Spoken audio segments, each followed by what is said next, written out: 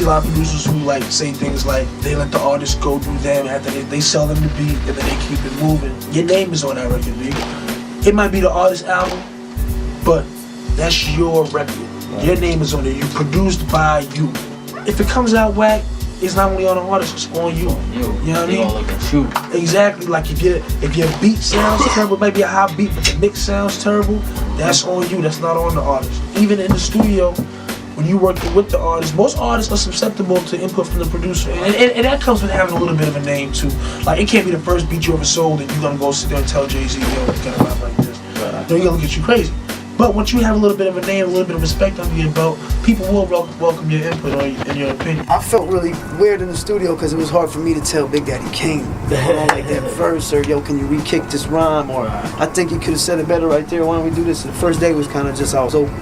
And I remember talking to Premier, I told him that, and he was like, yo, man, he kind of scolded me like, yo, you better be a fucking producer, man. You better, yo, you want to fuck with people like Big Daddy Kane and they want to fuck with you? That means that they respect you enough and what you've done thus far to trust your opinion. And if you don't speak up, you're not really producing that record. But as a producer, you know, it's your duty, you know, to put your input into the artist, put your mind into them. Just keep making that joint fat, yo. Keep making it fat, keep working, keep doing it, don't stop. Even if nobody ain't buying your beats, yo, don't mean nothing. Because when they start buying them, you're going to have 100 to sell. Believe me. What I really want people to know for the most part is that, I think what happens to a lot of producers when they blow, they get beside this shit. You know, when you lose your humbleness and when you start thinking you the shit is when you fall off. There's times where you're going to peak real high, and you're going to peak low, you know what I'm saying? But the name of the game is stay in the middle, you know what I'm saying? So you got space to go up. You know, you got to pay your dues.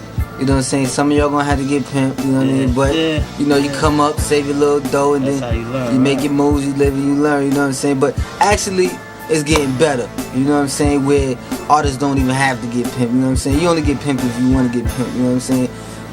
It's what you step to the record company with, you know what I mean? If you step to the record company with nothing to bring to the table, that's how they gonna treat you, you know what I'm saying? They ain't gonna bring nothing to the table, you know what I mean? But you gotta come to the table like, with a whole entity, so they could be like, oh, you already got the street buzz, huh?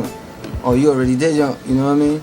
That's how artists gotta come nowadays. A lot of cats is in this production because they see the beat machine there, they see the piano there, they see the money that we made, and they don't see the years that we put in there, the years of getting jerked, the years of stuff not selling. If you have intentions of getting into hip hop, and the first thing comes to your mind is, yo, I'm gonna make some cash, then please do us a favor, just stay out, because what's gonna happen is you're gonna make all these little fast food hip hop beats.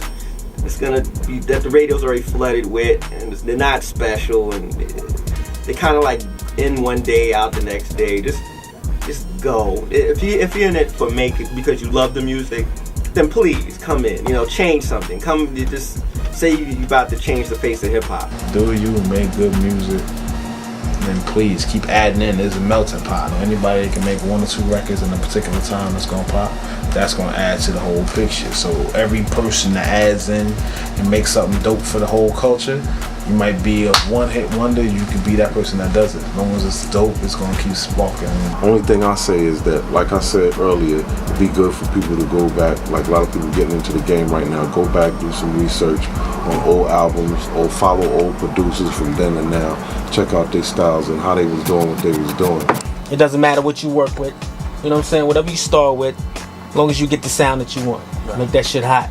And then when you do get your sound, make sure you know your shit. Make sure you know your equipment, man. You know, you gotta know the shit like the back of your hand. That's the only way you're gonna elevate your sound, man. When you find a machine that's up to your caliber, stick with it. You know what I mean? Of course, as you make more money, it's like you may buy different things here, different things there.